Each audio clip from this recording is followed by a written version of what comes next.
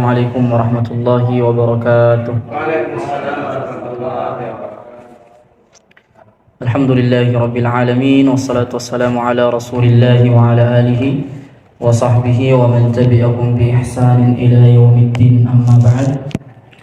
Pertama, kita bersyukur kepada Allah Subhanahu wa taala yang masih memberikan kepada kita kesehatan dan kesempatan sehingga kita masih bisa melaksanakan sholat berjamaah di masjid. Tidak lupa kita haturkan salam dan salawat kepada junjungan kita Nabi mulia Nabi Muhammad sallallahu alaihi wasallam, pada para sahabat beliau, kepada orang-orang yang mengikuti beliau hingga kita hari ini. Semoga tercurah salam dan salawat dari Allah untuk mereka dan untuk kita semua.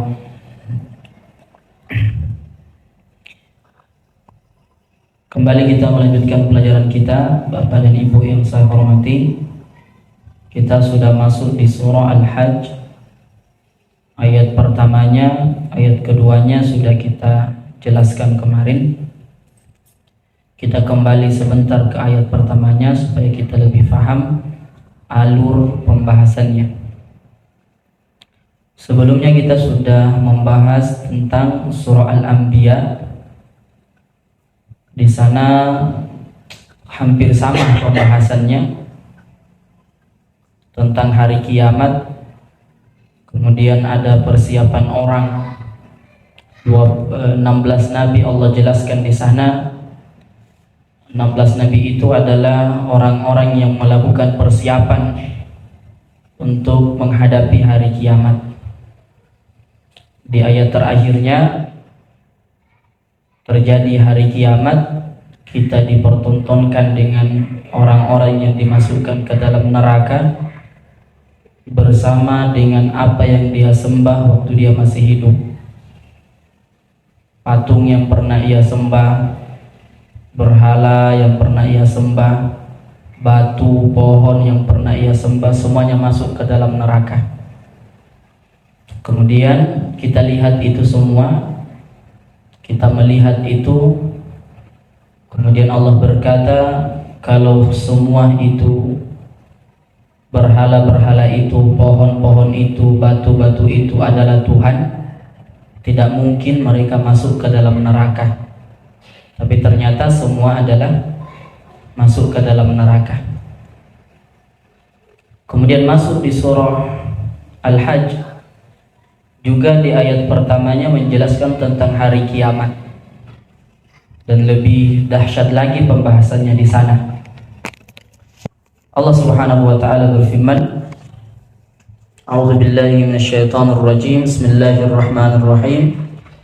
Ya ayyuhan nasu taqu rabbakum inna zalzalatash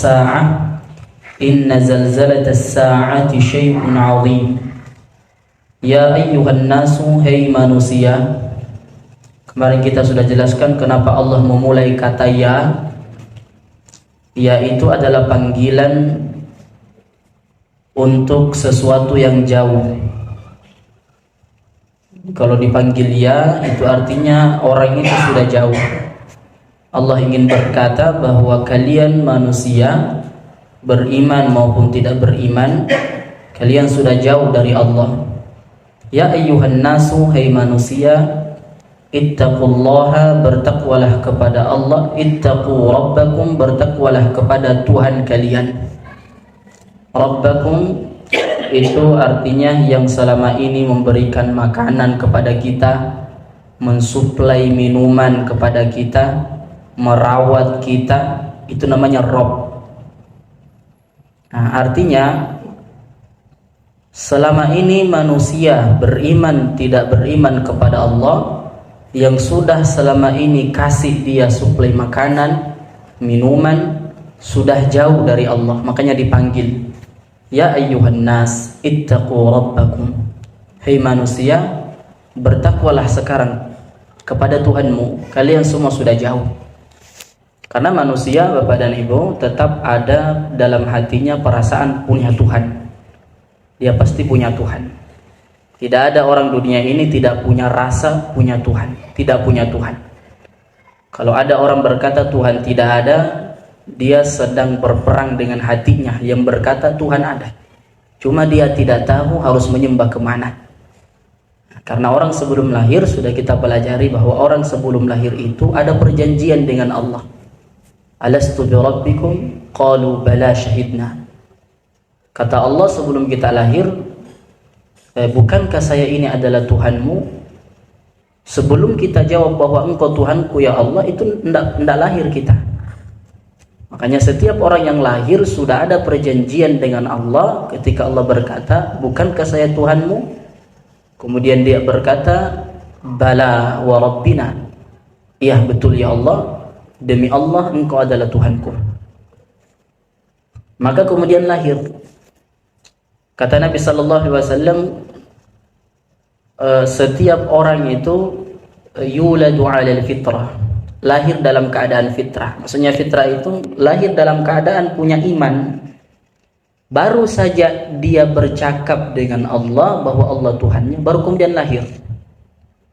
Artinya dia punya bayangan bahwa saya pernah bercakap dengan Allah, saya punya Tuhan, saya lahir ini bukan sembarangan saja, bukan tanpa tujuan.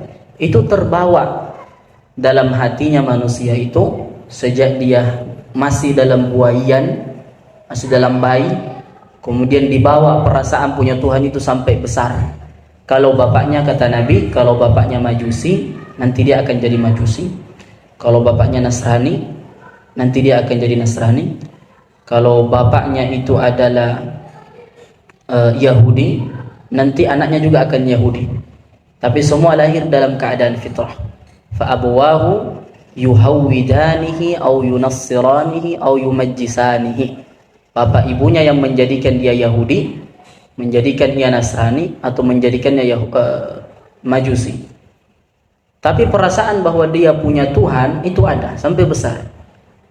Tumbuhlah orang ini sampai besar, hidup di kalangan manusia, banyak hidup sosial itu.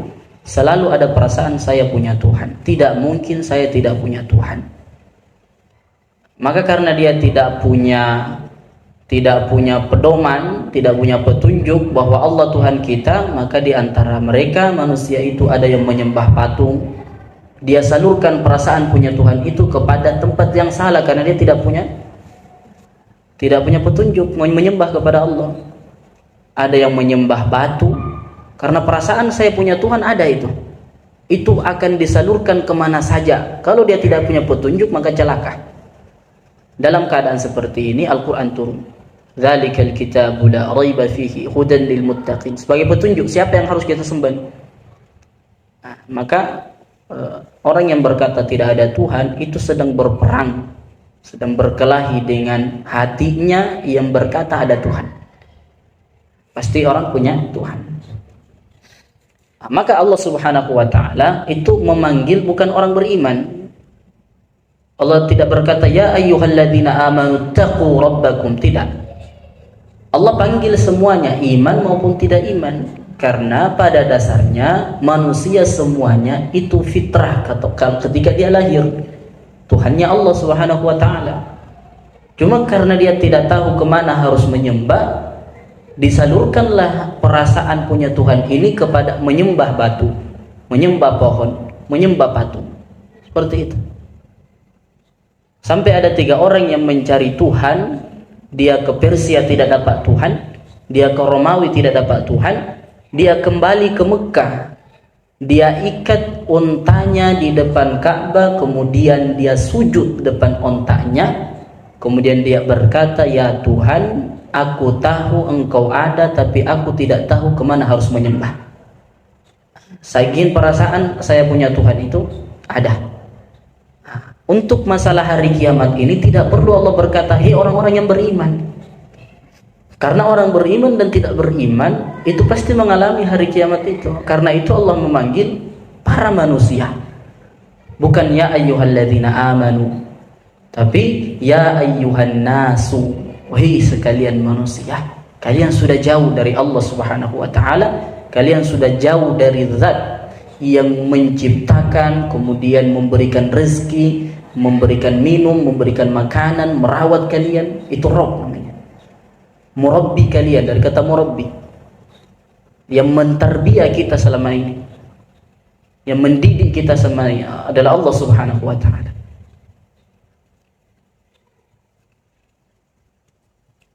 Jadi kenapa tidak dipanggil orang beriman? Karena hari kiamat itu tuh akan dirasakan oleh semua orang. Dan Allah Subhanahu wa taala ketika memanggil ya ayyuhan nasu, itu berarti Allah peduli kepada setiap ciptaannya. Bukan cuma orang beriman ji hambaku, tidak. Semua ciptaan Allah, Allah peduli kepada mereka. Nabi Ibrahim itu pernah suatu hari, Nabi Ibrahim itu ada orang lagi safar, kemudian singgah di rumahnya Ibrahim alaihissalam. Ditanya, kamu Islam, kamu Muslim atau tidak? Kata orang itu, saya bukan Muslim. Diusir orang itu oleh Ibrahim. Padahal orang itu hanya butuh makanan dalam keadaan lapar, perjalanan jauh itu. Tidak dikasih makan. Disuruh pergi itu orang. Lantaran dia tidak satu iman dengan Ibrahim. Setelah orang itu pergi, ditegur sama Allah Ibrahim. Kata Allah, wahai Ibrahim, kamu tahu berapa umurnya orang itu? Kata Ibrahim, saya tidak tahu ya Allah, tapi umurnya sudah tua. Kemudian kata Allah Subhanahu wa taala, kamu tahu dia Islam, Muslim atau tidak? Kata Ibrahim, dia bukan Muslim ya Allah. Kemudian kata Allah, tahu kamu siapa yang menghidupi dia sampai sebesar itu? Sampai sekarang usianya sudah menjelang tua itu? Kata Ibrahim, engkau ya Allah. Allah berkata, saya yang menciptakan dia, kemudian dia tidak pernah satu kali pun sembah kepada saya, tapi saya kasih dia rezeki sampai dia menempuh usia sekarang. Kenapa kamu Ibrahim tidak kasih dia makanan, padahal hanya satu kali dia minta makanan kepadamu? Itu artinya Bapak dan Ibu, itu artinya bahwa Allah Subhanahu wa taala sangat peduli kepada setiap ciptaannya, beriman ataupun dia tidak beriman. Makanya Allah Subhanahu wa taala itu Ar-Rahman Ar-Rahim. Bismillahirrahmanirrahim. Alhamdulillahi rabbil alamin. Ar-Rahmanir Rahim. Ar-Rahman itu semuanya dapat. Ar-Rahman semuanya dapat. Pengasihnya Allah Subhanahu wa taala dikasihkan kepada orang yang tidak beriman maupun yang beriman. Ada Ar-Rahimnya. Ar-Rahim itu penyayangnya Allah, hanya diberikan kepada orang beriman. Tapi masalah memberikan rezeki, maha pemberinya Allah Ar-Rahmannya itu tidak cuma orang beriman yang dikasih. Tapi dia beriman ataupun dia tidak beriman, tetap Ar-Rahmannya Allah, maha pengasihnya Allah kepada semua makhluk. Itu artinya Allah peduli kepada semua makhluk, dia beriman ataupun tidak beriman. Maka tidak usah ditanya kenapa, dari mana rezekinya orang kafir itu, ya dari Allah. Dari mana rezekinya orang Yahudi, ya dari Allah. Karena Allah Subhanahu wa taala punya Rahman, memberikan umum kepada setiap orang, beriman maupun tidak beriman. Ar-Rahimnya baru dikasih kekhususan hanya untuk orang yang beriman. Kenapa dua-duanya, ada Ar-Rahman, ada Ar-Rahim? Kenapa tidak satu saja? Karena Allah ingin menunjukkan bahwa Allah peduli kepada setiap makhluk, beriman maupun tidak beriman. Persoalan hari kiamat itu akan dialami bukan cuma orang yang tidak beriman. Persoalan hari kiamat itu tidak cuma dialami nantinya oleh orang yang beriman, tapi orang yang tidak beriman pun akan merasakan hari kiamat itu. Karena itu dipanggil hei manusia, bukan hei orang yang beriman. Artinya Allah ingin berkata, setiap manusia beriman maupun tidak beriman kepada Allah, persiapkan diri untuk menghadapi hari kiamat ini, karena semua pasti dapat. Di sisi lain juga Allah ingin berkata bahwa keyakinan bahwa hari kiamat terjadi jangan cuma diyakini oleh orang yang beriman, tapi setiap makhluk harus yakin tentang adanya dan akan terjadinya hari kiamat. Karena itu dipanggil ya ayyuhan nasu taqu rabbakum, bertakwalah kepada Tuhan kalian. Inna zalzalatas sa'a, sesungguhnya guncangan hari kiamat itu syai'un 'azimun, adalah sesuatu yang agung. Inna zalzalatas sa'a syai'un 'azim, goncangan hari kiamat itu, zalzalah itu goncangan yang dahsyat.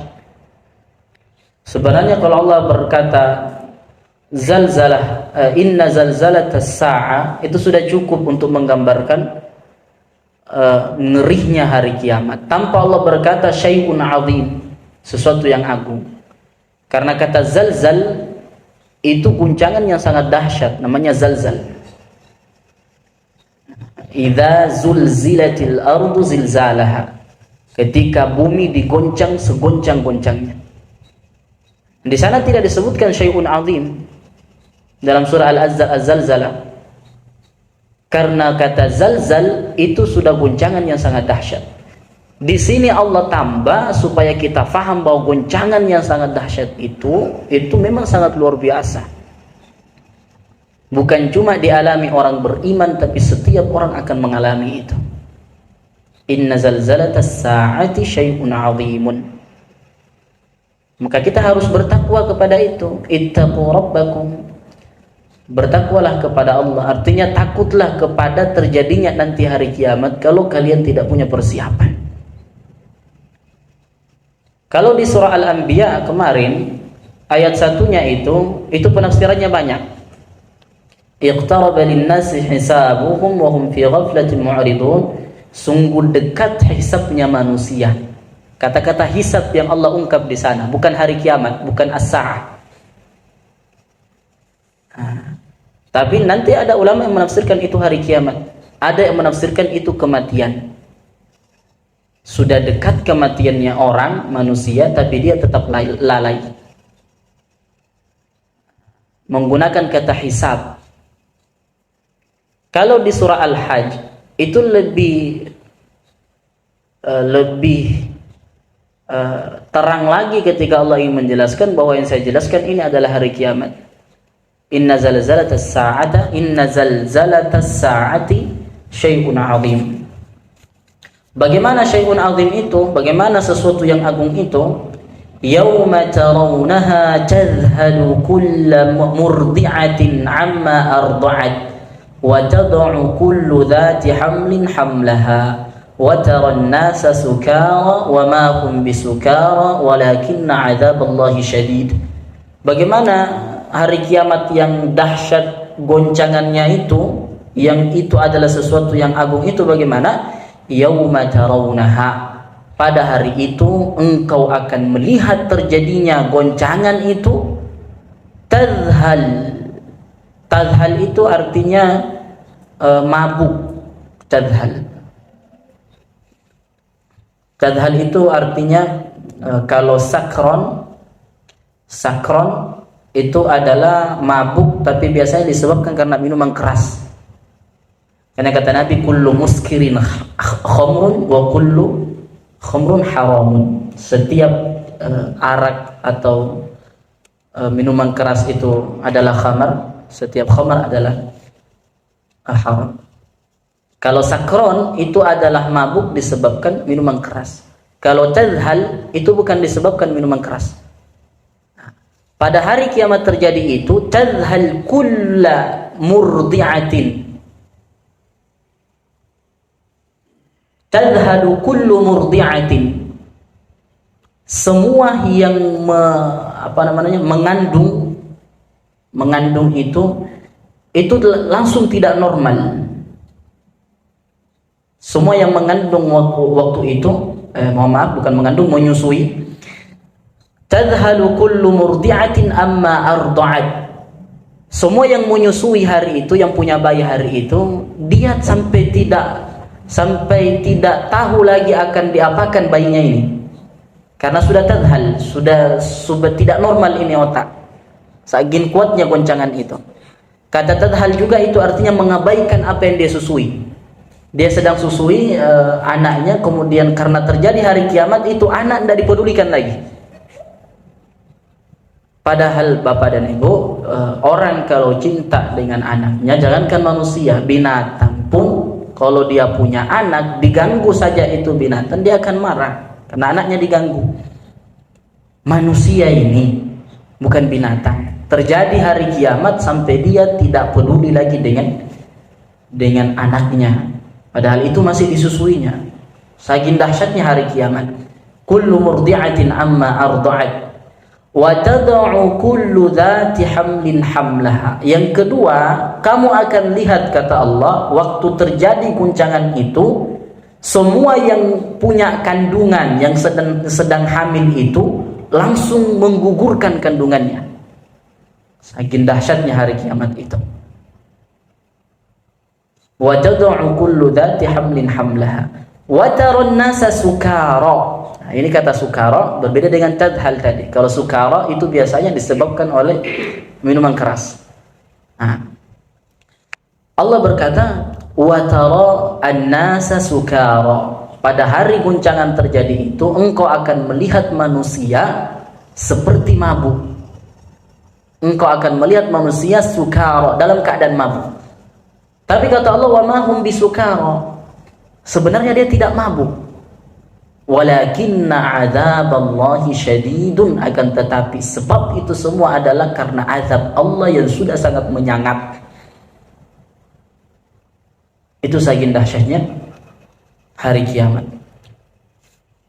Wa minan nasi may yujadilu fillahi bighairi ilmin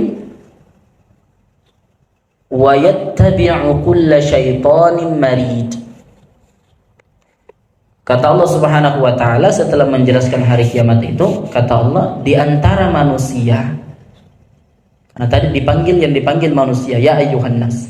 Nah, di antara manusia ada orang yang mendebat Allah Subhanahu wa taala bighairi ilmin, tanpa ilmu. Wa yattabi'u kulla syaitanin marid, dan mengikuti setiap syaitan yang jahat. Setelah dijelaskan bahwa nanti hari kiamat akan terjadi seperti ini, nanti hari kiamat itu ketika terjadi guncangannya sampai orang kelihatan mabuk padahal tidak mabuk, orang yang menyusui sampai dia tinggalkan susuannya, orang yang lagi hamil sampai gugur kandungannya. Tapi tetap ada orang yang berkata, itu tidak terjadi. Ada orang yang menentang Allah Subhanahu wa taala bighairi ilmin, tanpa ilmu. Dia berkata kiamat tidak akan terjadi. Dia berkata bahwa tidak ada itu hari kiamat.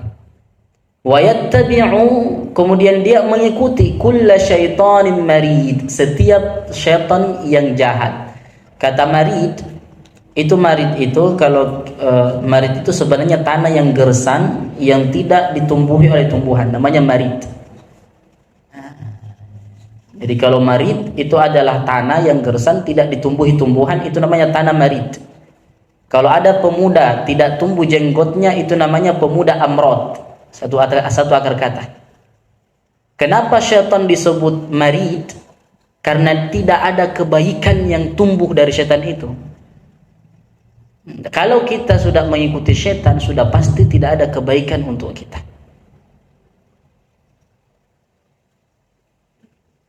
Dikatakan syaitan marid itu dia terlepas, bebas dari kebaikan. Tidak ada kebaikan sama sekali pada syaitan itu. Maka kalau hari ini ada yang bekerja sama dengan syaitan dengan cita-cita supaya dia lebih beruntung, lebih banyak bagian dia dapat dari dunia ini, itu sama sekali tidak akan terjadi. Makanya tidak ada dukun yang hari ini kaya, tidak ada.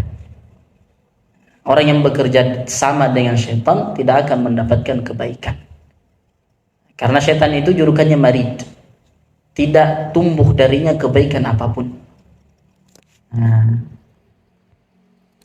Kutiba alaihi annahu man tawallahu fa annahu yudilluhu wa yahdihi ila adabis sa'ir. Kutiba alaihi annahu, yang telah ditetapkan terhadap syaitan itu. Jadi, terhadap syaitan itu sudah dituliskan untuknya, sudah ditetapkan bahwa syaitan itu, orang yang mengikuti syaitan itu, man tawallahu fa'annahu yudilluhu wa yahdihi ila adabis sa'ir.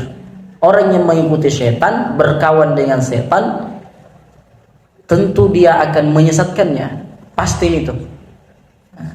Jadi kalau kita bekerja sama dengan syaitan, dengan dukun, dengan tukang ramal, itu pasti disesatkan kita. Pasti disesatkan. Tidak ada kerjasama dengan syaitan kemudian lurus jalannya, tidak ada. Pasti syaitan yudilluhu, menyesatkan orang itu, wa yahdihi ila adabis sa'ir, kemudian dia diberi petunjuk, tapi petunjuk ke dalam ke dalam adab yang neraka yang penuh dengan adab. Ya ayyuhan nasu, wahai para manusia. Ayat 5-nya dipanggil lagi manusia. Ya ayyuhan nasu, wahai para manusia, in kuntum fi raibin minal ba'thi, kalau kalian itu masih ragu terhadap hari kiamat, karena ada yang menentang tadi. Setelah ada yang menentang, ikut dengan syaitan, Allah berkata, syaitan yang kamu ikuti, dia akan mengarahkan kamu ke dalam neraka. Syaitan yang kamu ikuti adalah tidak punya kebaikan sama sekali. Nah, setelah itu ayat 5-nya Allah berkata, ya ayyuhan nasu, hai manusia, in kuntum fi raibin minal ba'thi, kalau kalian itu masih ragu terhadap hari kebangkitan, hari kiamat itu, fa inna khalaqnakum min turabin, ayo ingat-ingat, aku telah menciptakan kalian dari tanah. Tsumma min nutfah, kemudian tanah itu menjadi nutfah. Menjadi nutfah. Nutfah itu setetes air mani, namanya nutfah.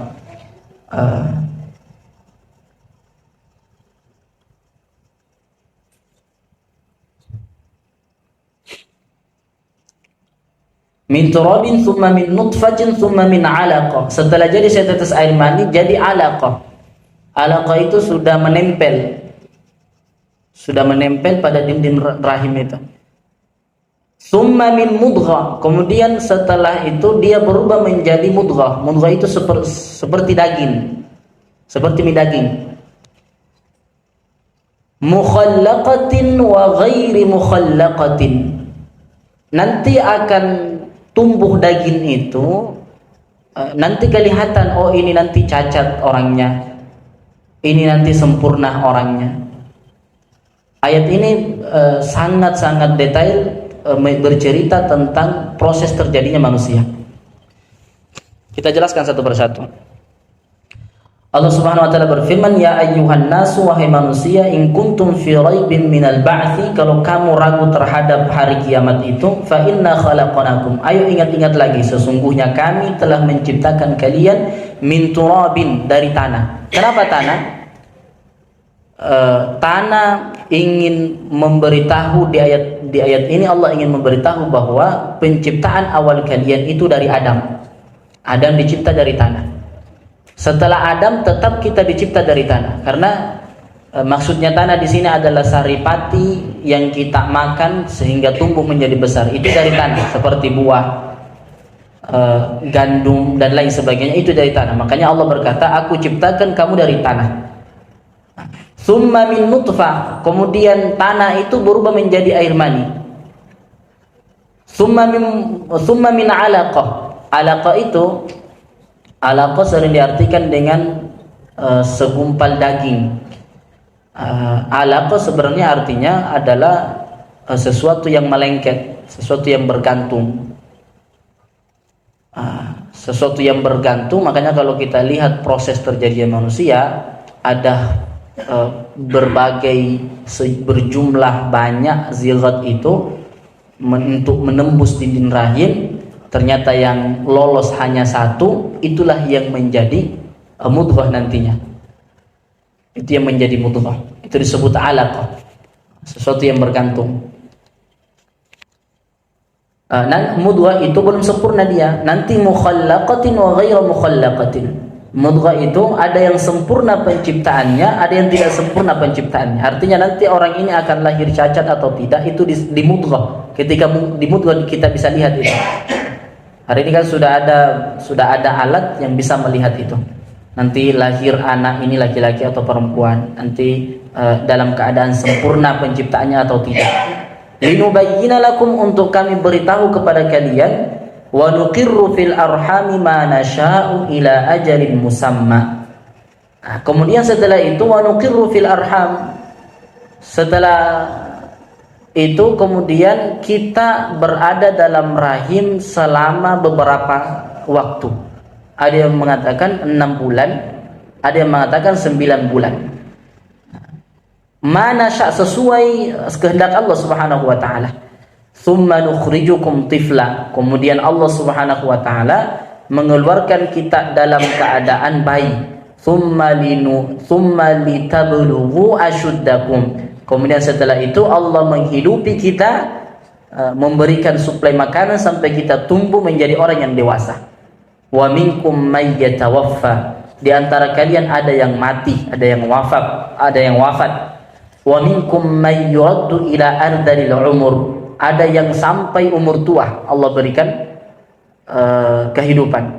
Jadi ada orang yang Allah matikan sebelum dia dewasa, ada yang Allah biarkan dia sampai berumur tua. Likai la ya'lama min ba'di 'ilmin syai'a, supaya dia lupa pada ilmu yang sudah pernah dia tahu, artinya sudah pikun. Wa taral arda hamidatan, kalaupun kamu tidak percaya dengan hari kiamat, lihat penciptaan kalian. Kalau kalian tidak mau memahami penciptaan kalian, wa taral arda hamidatan, lihatlah itu bumi. Wa taral arda hamidatan, lihat bumi itu awalnya kering. Fa idza anzalna 'alaihal ma'a, tak kala kami menurunkan di atasnya air, ihtazzat wa rabat, kemudian dia tumbuh menjadi subur. Ihtazzat wa rabat.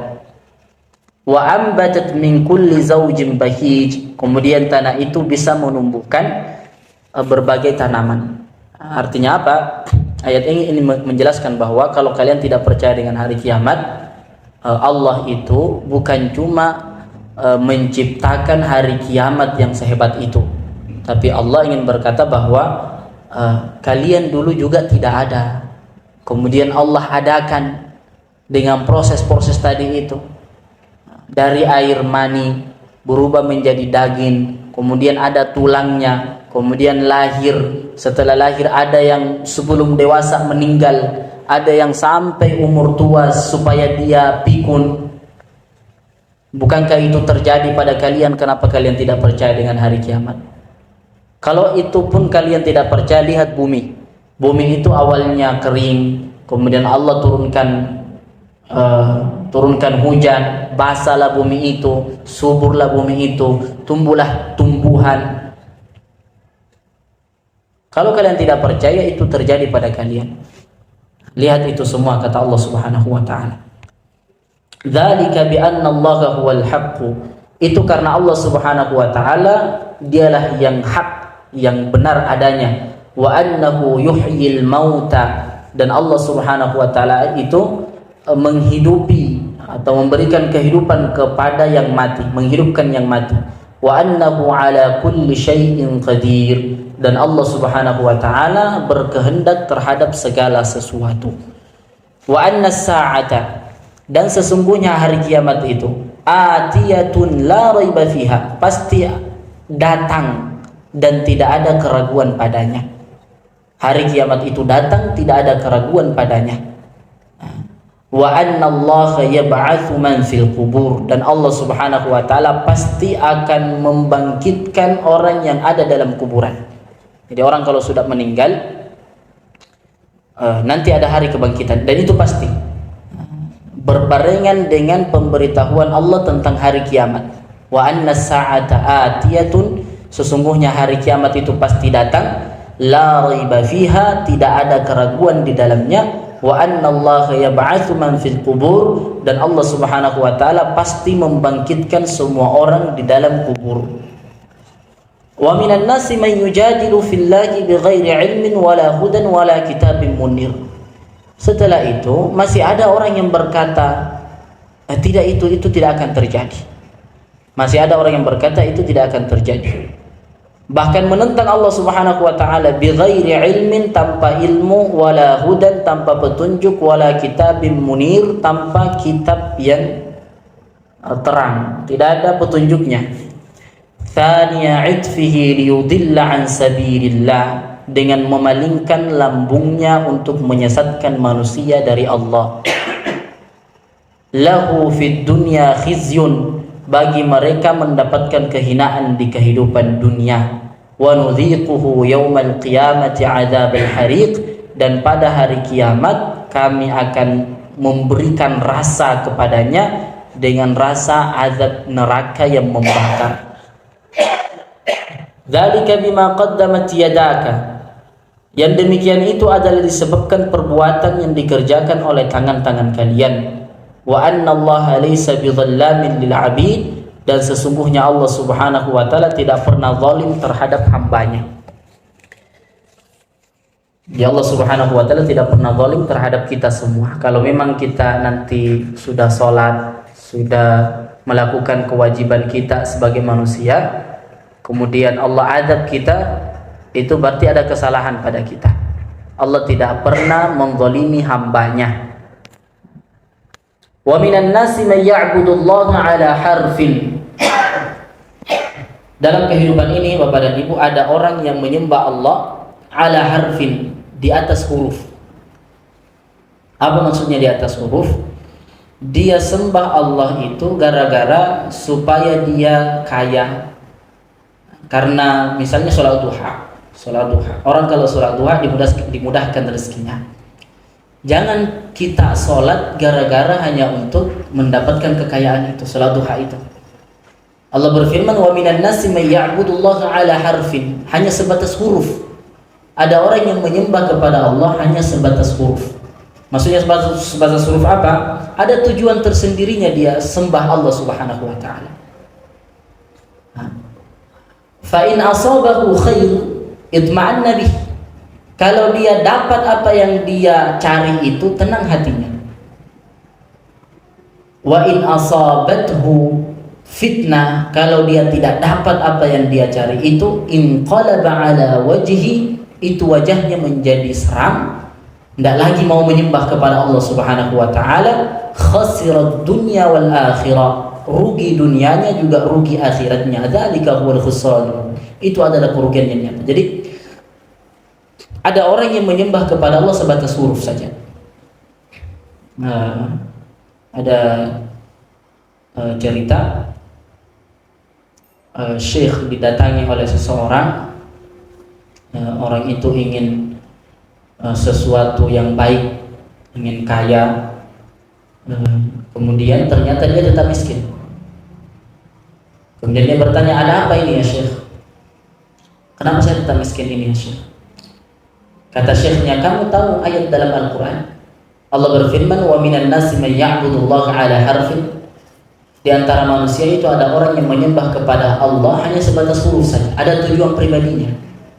Kalau kita menyembah kepada Allah, jangan kita menyembah kepada Allah sebatas huruf, artinya hanya karena ada tujuan pribadi tertentu yang kita inginkan.